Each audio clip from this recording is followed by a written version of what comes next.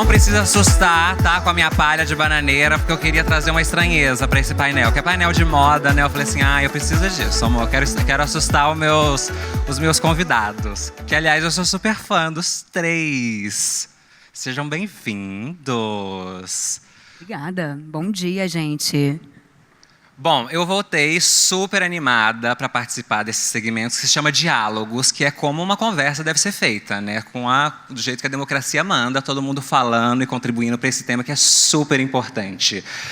O nosso tema é sobre cultura, criatividade e o poder de desenhar a mudança. Quando a gente fala de mudança, muitas vezes a gente pensa em políticas públicas, tecnologia ou economia. Mas, antes de qualquer mudança acontecer, alguém precisa imaginar ela.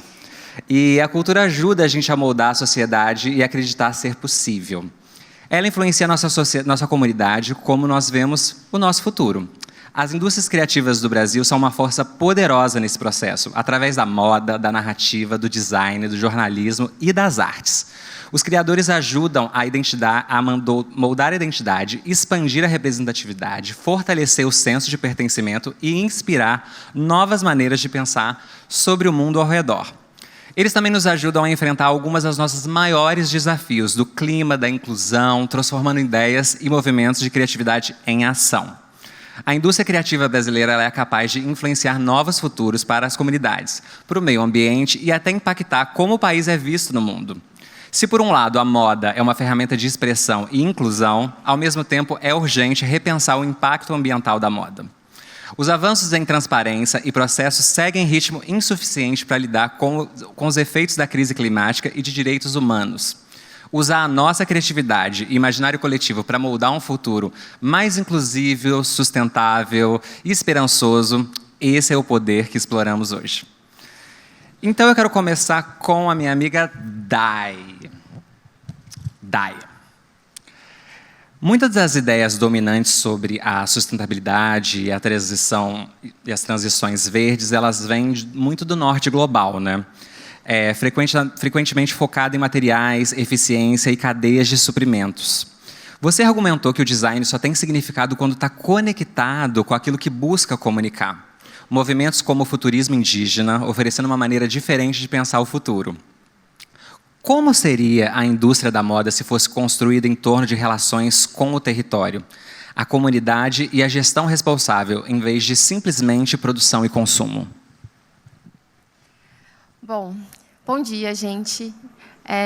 Eu acho que, primeiramente, a gente precisa pensar que a moda é um ambiente ainda muito hostil para a diversidade. E isso inclui, frequentemente, os corpos indígenas. Então, eu fui a primeira mulher criativa e indígena a trazer essa questão que envolve o que é a gente olhar para essa diversidade, acolher, projetar e pensar futuro com esta comunidade. Então, por não me ver nesses espaços, historicamente, eu comecei a pensar que a moda, para mim, ela tinha uma relação de ecossistema que envolvia também a minha relação familiar. Eu sou a 4ª geração de mulheres que criam ou costuram artesanalmente. Então, antes de mim, a minha mãe, a minha avó, a minha bisavó. E olhando para essa linhagem familiar, eu comecei a entender que eu queria construir uma moda que eu não enxergava. E, baseado nisso, eu comecei a pensar que a gente precisava desse ambiente, tanto no sentido do que significava esse ecossistema, quanto também pensando que as pessoas que estavam adentrando, né, na área de moda, principalmente criativos indígenas, não encontravam esse acolhimento. Então, a gente começou a construir uma gestão, inclusive dentro da Analimo, que funcionava quase como um laboratório. E eu acho que isso tem a ver com o futuro da moda que eu quero ver. Pessoas que possam liderar, que possam criar e que possam pensar autonomia, identidade, território, cultura. E é exatamente isso que eu faço dentro da moda. O ativismo que eu atuo dentro da moda, ele está totalmente correlacionado com isso. Maravilha. Oscar, eu tenho uns dados aqui que eu queria dividir com você, que é o seguinte: no Brasil são produzidos 6 bilhões de peças de roupa por ano, e que dá uma média de 28 peças por brasileiro, ou 190 peças por segundo. É uma das indústrias mais poluentes do mundo, a gente não tem dúvida. E através do Instituto E e do seu trabalho como comunidades amazônicas, você explorou uma relação diferente entre criatividade, natureza e produção. O que lhe dá a confiança de que a indústria pode ir além da extração e caminhar rumo a algo mais regenerativo? Moda é o terceiro segmento mais poluente. Fica atrás de petróleo, né, de óleo, e fica atrás do de construção. Então, esse número de peças, assim, acho que todos lembram, sabe aquela imagem ali no deserto de Atacama, aquelas sobras que tem de roupa e etc. E não só isso, os próprios processos na cadeia produtiva já danificam o meio ambiente. Mas, ao mesmo tempo, a moda, tal qual a arte, a dança, o teatro, o cinema, a literatura, etc., é um dos grandes protagonistas de mudança de comportamento de sociedade. Então, se a moda, a gente tem que separar muitas vezes a palavra moda da de roupa, né? Industrializar roupas, vender, comercializar roupa é uma coisa. Moda é criar, é transformar, é criar valor agregado, é criar algo que seja útil para os outros. A gente, com esse pensamento em mãos, a gente tem que entender assim, a indústria existe uma indústria que está mudando, tem várias que não. Nós estamos num momento até de uma certa forma negativa no mundo, né, em questão de sustentabilidade, começando a desvalorizar o que nós ganhamos nas últimas décadas. Mas assim, mudança de comportamento. Nós, sociedade consumidora, a gente consome de duas formas, mais ou menos. Quando fala de produtos que não são essenciais, básicos, né, para a nossa vida. A gente compra ou luxo, né, é o que a gente vai atrás do luxo, ou do status, da simbologia, ou por entender da qualidade, etc. Essa é a nossa. A outra, a gente procura comprar coisas com o preço mais barato possível. A gente fica nisso. Estou falando dessa crítica a todos nós como sociedade, claro que não a cada um individual dos nossos.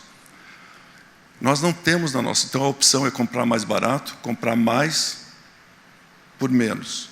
Ou gastar muito para ter uma peça que simbolize um status que haja. A gente tem que mostrar, através da moda, através da cultura, para a sociedade, de que nós temos que compreender que produtos e serviços que têm o estándar de qualidade, tá? De luxo, de qualidade, mas que venham de processos sustentáveis, de impacto social, ambiental, etc., isso é o novo cool da moda, isso é a nova tendência, isso é o novo luxo. Tá? Esse critério, vamos dizer, de qualidade que o luxo faz, ou que o fast fashion dá de preço, a gente tem que ter uma outra coisa incutida na nossa cultura. A gente tem que ter, nos nossos critérios de compra, produtos e serviços que sejam sustentáveis. A gente tem na sociedade, a gente tem que transformar, porque a gente tem mania de questionar a indústria. Só que nós mudamos muito menos. Eu gosto de dizer, às vezes, que, conceitualmente falando, as indústrias estão mudando muito mais do que nós, sociedade. Nós ainda temos como critério coisa que represente status, luxo ou mais barato. Então, o que eu acho assim, quando dizem dos fast fashion, isso é para democratizar a moda. Não, isso é para democratizar o consumo. O que a gente tem que democratizar é a cultura da moda. É a sociedade saber ver o que é uma coisa original, o que é uma coisa criativa, o que é uma coisa que vem de uma cadeia sustentável de impacto social ou ambiental, alguma coisa que tenha qualidade e que represente, sim ou não, a sua cultura ou a cultura que ela quer que expresse. Então, para mim, assim, chega dessa conversa de democratizar para aumentar o consumo e ter peças mais baratas. Como você falou, são 100 e poucas peças. Quantas peças por pessoa no Brasil? 28 peças por brasileiro. Comprar 28 peças de roupa, a gente não precisa tudo isso. A gente precisa ter menos, mas que seja durável, que seja sustentável, né? E que seja original, não cópia. Então é isso que eu penso sobre moda, indústria da moda e nós, sociedade consumidora. Roupa que dure, né, bastante tempo, que você queira usar e não seja descartável, né? É um ótimo assunto, uma ótima forma de ver esse tópico. Luísa, agora você. A moda ela pode ser um motor para a democracia, incluindo corpos plurais e reforçando a identidade, mas nem sempre foi assim. Você já falou que representatividade importa, pertencimento humaniza. Uma frase que resume a sua trajetória, né, amiga? De consumismo que não se via representada, a criadora da plataforma que amplia esse espaço para outras pessoas. Iconic. A partir dessa experiência, em que ponto da cadeia da moda você acredita que a exclusão se manifesta da forma mais profunda e qual mudança teria o potencial de impulsionar transformações no restante do setor? Olha, para responder a sua pergunta de uma forma sucinta, eu acredito muito que tem 2 pontos. Eu acho que o primeiro diz respeito a eixo. Né? Eu acho que durante muito tempo nós fomos entendidos que o norte global ditava a moda, ditava o que era o padrão, ditava o que era bonito, ditava o que era interessante, e a gente só acolhia enquanto indústria. Né? E agora a gente tem começado a entender que o que é feito lá fora, por vezes, relacionado ao mercado de luxo, das grandes maisons, está muito atrelado às manualidades, ao artesanato, né? Ao próprio... a Oscar, que faz o pirarucu, tem esse trabalho maravilhoso com o pirarucu. Muitas das vezes, assim, a gente já estava produzindo aqui muito dessas tecnologias de uma maneira ancestral, com os povos originários, com os povos afrodiaspóricos, né, com pesquisas de inovação relacionadas a materiais. E, por vezes, estamos agora conseguindo construir uma autoestima de entender que a nossa identidade é o nosso maior luxo. Então, eu vejo que é importante a gente se apropriar desse poder que a gente tem enquanto sul global, de transformar narrativas e de trazer o lugar das pessoas enquanto centro da discussão sobre moda, e não sobre exploração, e não sobre só consumo, e não só sobre tendência. E o outro ponto também que eu acho que é interessante a gente falar, que eu acho que é muito delicado e sensível para a nossa indústria, é a questão do gênero. Porque... Segundo a ONU Mulheres, até tem uma pesquisa que fala que, no Brasil, na indústria da moda, somos 60% de mulheres nessa indústria. Em São Paulo chega a ser 80%, porém, nos cargos de liderança, nos cargos de poder, né, nós somos muito poucas ainda. Então, de fato, nós ainda estamos muito numa base da cadeia como costureiras, como fornecedoras, num lugar que talvez não tenha tanta decisão. E aí, até ouvindo um pouquinho da outra mesa que a gente, enfim, com a Ana Fontes e com a Cris, eu acho muito importante quando a gente pensa em prosperidade financeira e pensa em mulheres no centro dessa mesa, no centro desse debate, porque quando uma mulher ganha mais dinheiro, a sociedade toda também prospera, e a gente tem outras formas de ter essa liderança de uma maneira mais consciente, mais humanizada e mais empática com nós, com a nossa sociedade, com os impactos também que uma indústria como a moda pode provocar no mundo. Nossa, maravilhosa, amei. Oscar, a sua filosofia de trabalho, a ZAP, se traduz como tão sustentável quanto possível, o mais rápido possível. Reconhece que a perfeição pode ser inatingível, mas o processo não é opcional. Como a influência global do seu trabalho, você acredita que a cultura pode impulsionar setores mais rapidamente do que regulamentações ou políticas públicas? Em primeiro lugar, assim, as instituições públicas, né, a gente não acredita mais nelas, né? Elas perderam credibilidade, porque elas não estão transformando, elas estão fazendo uma regressão nesse desenvolvimento nosso civilizatório, nessa mudança agora que a gente está tendo. A gente não pode ficar guardando as políticas públicas, até porque tudo que tinha avançado nós vimos agora nos últimos 2 anos como regrediram. Né? As políticas públicas não mudam. O protocolo de Kyoto não foi assinado, de Paris não foi assinado, aqui na COP30, ano passado, nada evoluiu quanto a isso, quanto às legislações. O poder público realmente, com exceções, obviamente, há várias exceções. Inclusive, eu acho que o Rio de Janeiro tem uma instituição, a administração pública, que se preocupa com isso, tanto que ajuda a promover esse encontro nosso aqui. A gente tem que transformar a sociedade, o comportamento de sociedade. Tem que transformar, cair um pouco muito próximo à outra pergunta que eu respondi. A atitude é de sociedade. Daí a gente vai influenciar a administração pública, o poder público a transformar. Da mesma forma como a gente protesta e deseja da administração pública várias coisas, uma delas é essa. A gente tem que nos mover como sociedade organizada, né, como nós estamos aqui, promover debates, promover transformações, promover encontros com o poder público, e o poder público só vai entrar quando nós, sociedade, assinalarmos que a gente deseja várias coisas, quanto à questão da violência, várias questões que nós precisamos abordar. Então, é uma questão política. E, claro, acho que os transformadores, a cultura, né, como transformadora de comportamento de sociedade, tem que ser promovida. Nós, como sociedade, a gente tem que aplaudir eventos, produtos, serviços, companhias que estão levando isso uma transformação. Porque sustentabilidade ainda não é mais lucrativa do que a indústria e comércio de coisas não sustentáveis. E uma empresa, ela procura lucro. Então, mas ela procura atingir e suprir as tendências, as necessidades de tendência. Então, está na mão nossa, como indivíduos, e essa mudança. Nós mudamos muito poucos. Hoje em dia, se você quiser ter um carro que não polua, tem. Uma roupa que seja de origem sustentável, não tem. Um ambiente que seja completamente, um prédio seja completamente desenvolvido de sustentabilidade.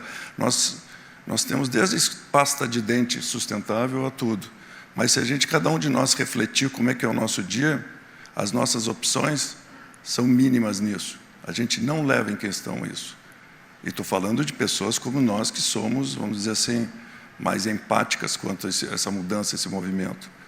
Então, sim, através da arte, da filosofia, da ciência, que isso envolve todas as áreas, segmentos de desenvolvimento, de criação e de inovação, tem que serem aplaudidas, tem que ser apresentadas. Não é uma questão de a gente cobrar da indústria e do poder público. Sim, fazê-los entender que essa é a necessidade, esse é o desejo de sociedade.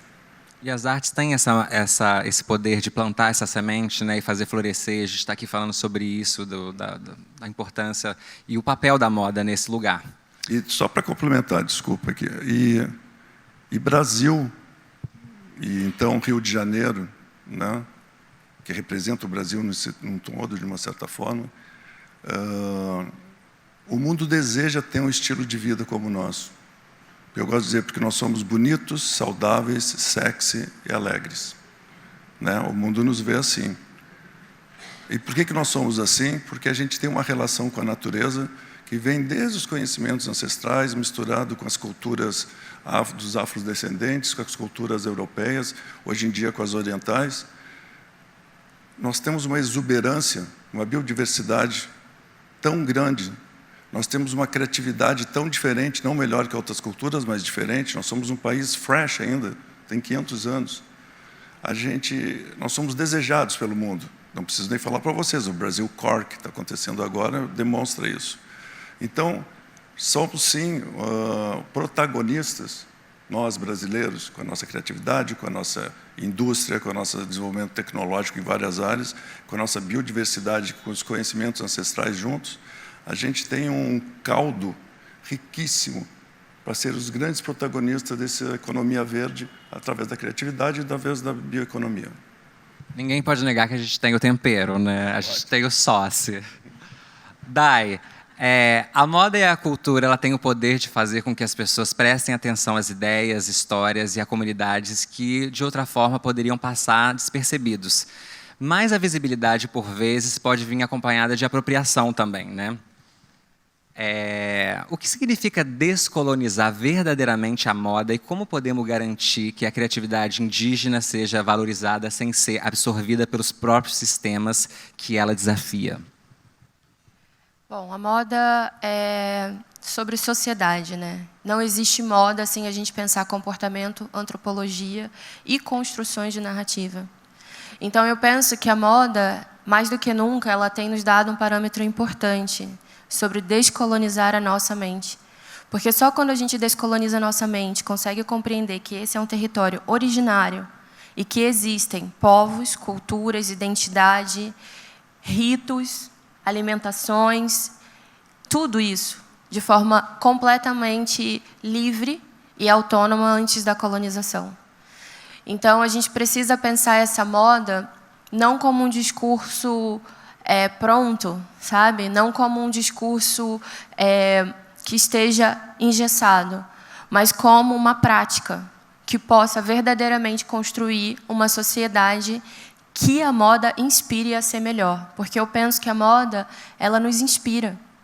Todas as tendências chegam às pessoas hoje, de algum modo, né? No mundo global que a gente vive. Mas a gente precisa construir uma tendência do bem viver, onde pisar na terra seja mais importante do que ter um sapato caro, onde a gente possa vestir não só uma roupa bonita, mas o propósito pelo qual essa roupa existe. E eu acho que isso constrói, por exemplo, a prática do que eu estou fazendo na indústria da moda, que é mostrar que a gente pode ser tão bom design quanto qualquer outro. A diferença é que a gente vai usar esse talento para comunicar sociedade. E sociedade, aqui nesse território, são os povos originários da terra. Não dá para a gente falar de América Latina, de senso de pertencimento, sem identidade. Ser latino, todos nós somos. Mas quando a gente fala de identidade, a gente fala de uma identidade em Abya-Yala, território originalmente indígena. Abya-Yala é a tradução literal da língua Kuna, um povo originário da Colômbia. Então, resgatar esse senso de pertencimento e orgulho identitário, étnico, é resgatar o nosso senso identitário de origem. Então, quando a gente cita esse continente, a gente precisa citá-lo como um continente indígena. Esse é o nosso território, esse é o nosso lugar. E eu acho que a moda, ela tem sido usada como uma ferramenta por vários designers indígenas e também da diáspora africana aqui no Brasil, como um elemento de comunicação e sociedade. Então, quando a gente fala das nossas vestimentas, da nossa estética, a gente fala do nosso orgulho de ser quem se é. E eu tenho muito orgulho de ser quem eu sou. Uma mulher indígena de origem Aymara e Funiô, a junção de um casal etnicamente miscigenado e que constrói essa narrativa a partir desse lugar, da Amazônia peruana e do Nordeste, do Agreste. Então, para mim, é um símbolo de muita honra olhar para essas tradições e elaborar e reconstruir a moda a partir de uma perspectiva decolonial. E decolonialidade é prática, é ação. Quando eu falo que emprego majoritariamente mulheres, é uma ação política, é uma decisão. Eu quero construir um mundo onde as mulheres sejam valorizadas, bem pagas, remuneradas, respeitadas, e que não tenham mais a sua intelectualidade apropriada. Eu quero construir parcerias pequenas, médias, grandes, com pessoas de propósito, de valor, onde a gente possa olhar para o verdadeiro sentido que isso tem. E não é mais uma coleção, é como essa coleção pode gerar economia, emancipação financeira. Isso não pode ser mais uma conversa vazia, sem profundidade, sem estrutura. A gente precisa mudar a lógica desse mercado que é rico, que é poderoso, mas que ainda tem o menor nível de lideranças femininas, como a Lu citou, ainda é o menor nível de representatividade racial e étnica, e ainda é, frequentemente, palco de apropriações. Então, a gente precisa pegar esses bons exemplos da indústria e construir novas narrativas. Porque, dessa forma, sim, a gente vai falar de descolonizar a moda na prática. E aí, só para concluir, eu estou publicando o meu livro esse ano. E esse livro é fruto de uma pesquisa que começou em 2019. Eu pausei várias vezes por ser uma pesquisa independente, por não ter patrocínio, apoio. E agora estou publicando esse livro nos próximos 2 meses. Então, esse livro ele fala exatamente do que a gente está conversando aqui, sobre cultura e a cultura da moda, né? Que é uma coisa muito importante para a gente conversar. E é isso. Eu amo aprender com... Quero esse livro, eu amo aprender com você. Abi Ayala. Abi Ayala. Ai, que linda, nome de coleção isso, né? Começa a usar que a galera vai começar. Abi Ayala. Eu vou fazer, você vai me ensinando sempre, amiga. Luísa, a moda ela é uma expressão cultural que ela ajudou milhões de pessoas a expressar suas identidades, aspirações e senso de pertencimento. Ao mesmo tempo, o fast fashion, por exemplo, acelerou os padrões de consumo absurdamente e isso traz enormes custos sociais e ambientais. Como que a gente pode preservar o poder da moda como meio de autoexpressão e, ao mesmo tempo, construir um futuro mais responsável para a indústria? Eu acho muito curioso quando a gente fala desse lugar da moda, como até a Day falou, de trazer o senso de pertencimento, da descolonização, né, e de como talvez pessoas que são minorias em espaços de poder, assim dizendo, né, que não são maioria no mundo, né, e que são donas de territórios, né, são as proprietárias de territórios muito grandes, como os indígenas aqui na América do Sul.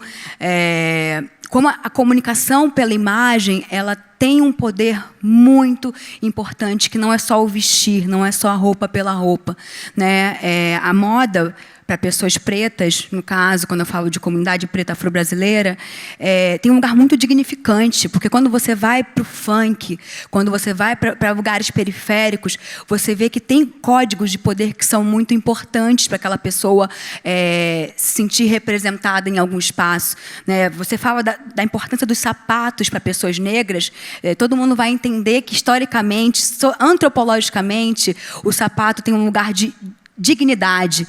Então, a moda tem um lugar de trazer dignidade para pessoas que, por vezes, não foram vistas e enxergadas pelo mundo. E eu até gosto de dar um exemplo, porque eu, antes do trabalho com a influência de moda, né, eu sou uma pessoa que estou nos bastidores da moda brasileira, trabalho há quase 20 anos com isso.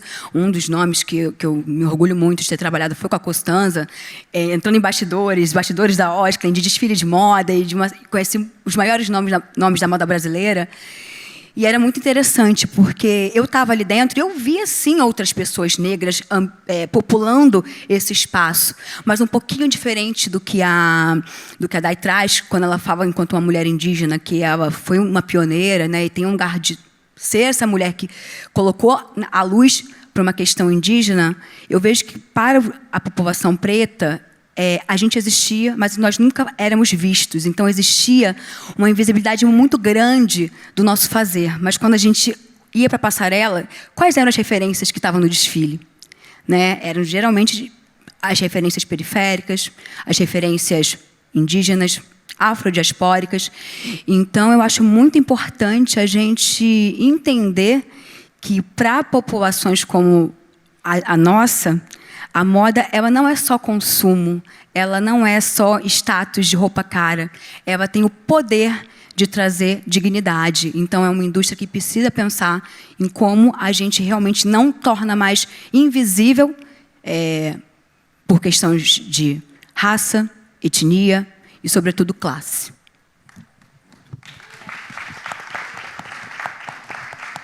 Só uma curiosidade, Lu, o Brasil Core ele é muito inspirado na periferia mesmo, né? É a cara da periferia do Rio, assim, e é uma coisa que a gente está sempre olhando para buscar inspiração, enfim.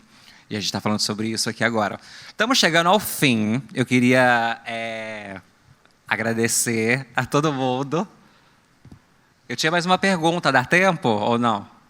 Não, não dá? Ah, tá bem. Então vou encerrar aqui, gente. Eu gostaria de agradecer a Daiane, a Oscar, a Luísa, por essa conversa tão inspiradora. A conversa de hoje, ela também nos lembrou que o futuro da moda, das artes e da cultura como um todo vai além do que produzimos ou consumimos. Trata-se dos valores que escolhemos promover, das vozes que escolhemos repercutir e dos sistemas que escolhemos construir. Ao enfrentar a crise climática e trabalharmos por sociedades mais inclusivas, sustentáveis, os líderes criativos têm um papel único a desempenhar. Eles nos ajudam a expressar novas possibilidades, desafiar antigas suposições e imaginar futuros que sejam muito mais justos e conectados com o mundo ao nosso redor.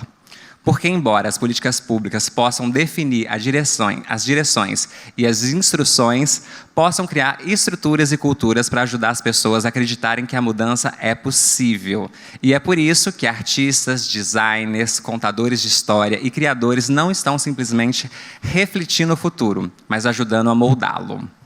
Muito obrigado pela conversa, pessoal. Vocês são iconics. Obrigada, bom dia. Obrigado, gente.